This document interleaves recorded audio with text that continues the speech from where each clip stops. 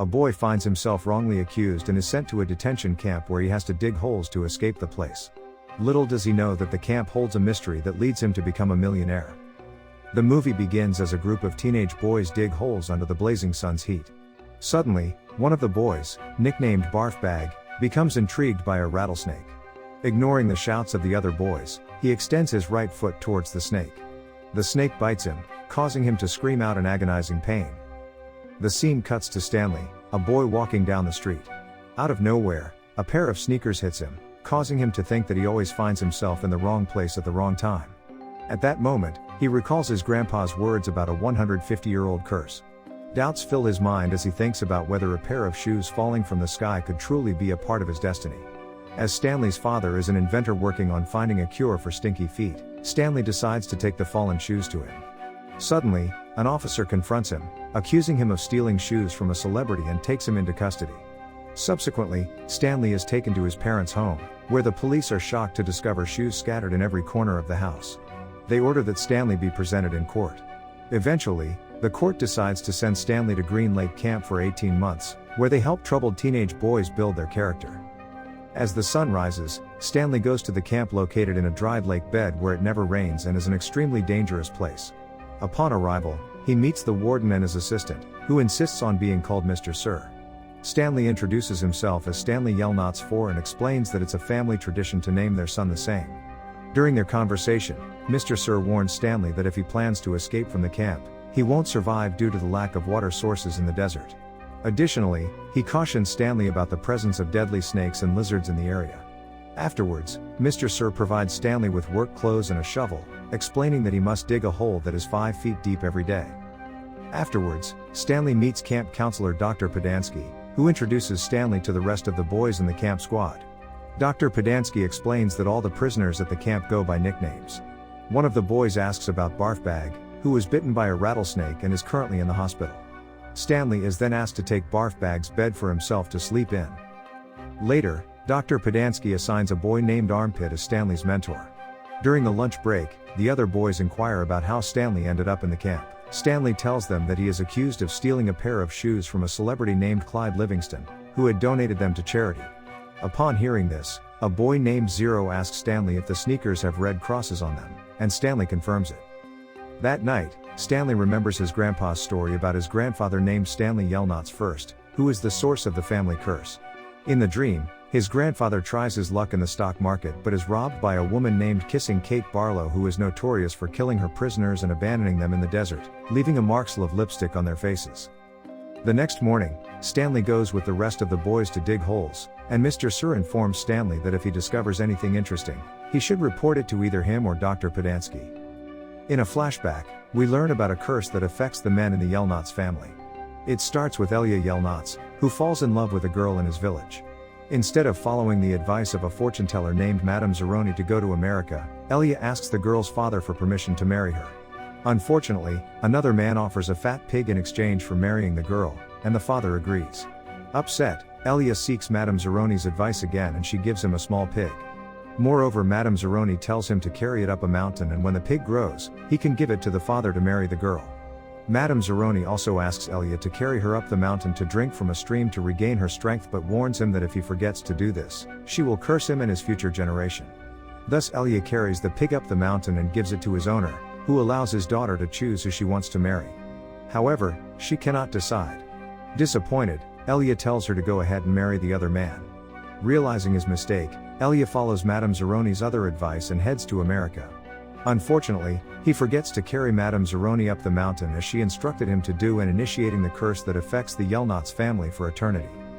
After an exhausting day of digging holes in the desert, Stanley returns to the camp. The other boys in the camp are discussing the purpose behind the hole digging but remain clueless.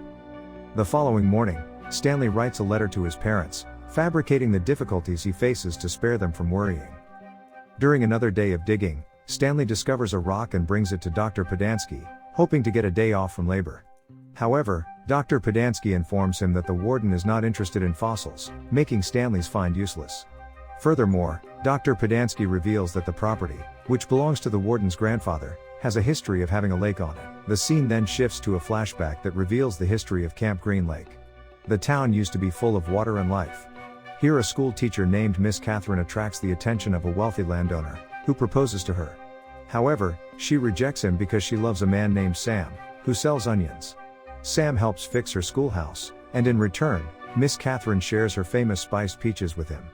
Moreover, Sam believes that eating onions can keep poisonous lizards away. When Sam and Miss Catherine share a kiss, the townspeople become angry and burn down the school. As Sam tries to escape on his boat, the landowner kills him. Seeking revenge, Kate kills the sheriff who refused to help Sam and becomes known as Kissing Kate Barlow, leaving a lipstick kiss on the foreheads of the men she kills.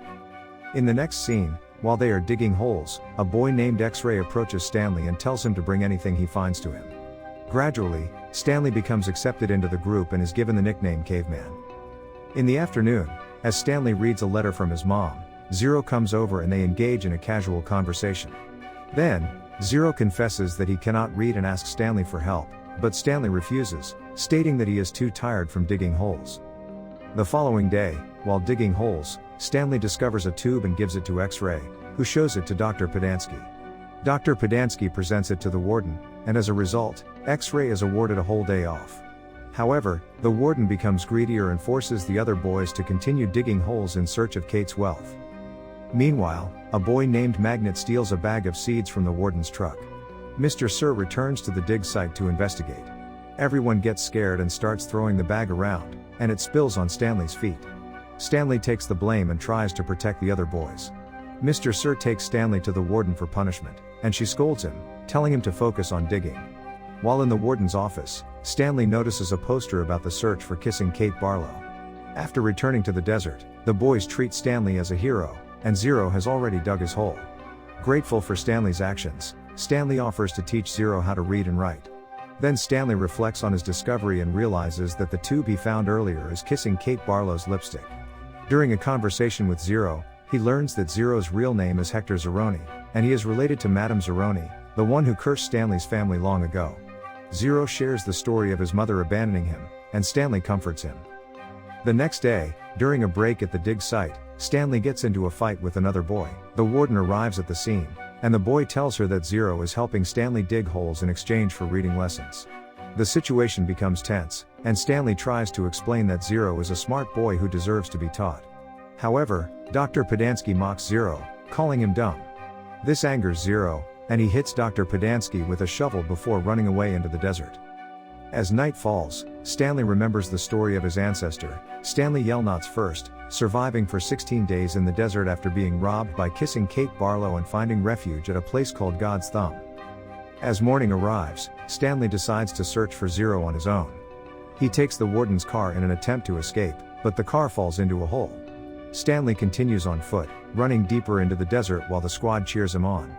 Eventually, he finds Zero hiding under an old boat that belonged to Sam. After a while, Stanley urges Zero to return to the camp for safety, as staying in the desert could be deadly. As they are talking, Stanley spots a peak that resembles a thumb, recognizing it as the same place his great-grandfather went to for survival. Determined, they both decide to climb the mountain to seek safety. During the climb, Stanley nearly slips but is saved by Zero, who hands him his shovel and helps pull him up. After resting for a while, they resume their climb. Zero becomes exhausted and nearly loses consciousness.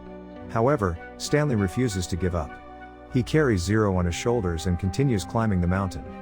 Finally, Stanley reaches the top of the mountain, where they find a field of onions and a source of water, providing them with strength for several days. Unknowingly, Stanley has lifted the curse because Hector Zeroni is a descendant of Madame Zeroni. Afterwards, Zero reveals that he is the reason Stanley was sent to Camp Green Lake.